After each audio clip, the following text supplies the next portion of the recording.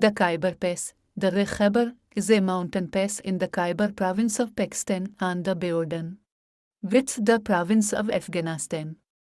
It connects the town of Landikota to the valley of Peshawar by traversing part of the White Mountains. Since it was part of the ancient Silk Road, it has been a vital trade route between Central Asia and the Indian subcontinent and a strategic military choke point for various states that control it.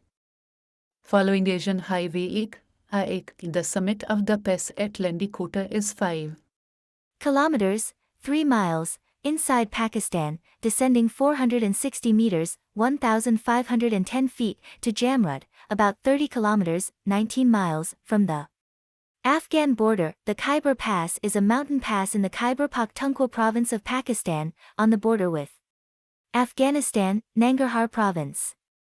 Following Asian Highway 1, AH1, the summit of the pass at the town of Landi Kotal is 5 kilometers, 3 miles, inside Pakistan, descending 460 meters, 1,510 feet, into the valley of Peshawar at Jamrud, about 30 kilometers, 19 miles, from the Afghan border by traversing part of the Spin Gar Mountains.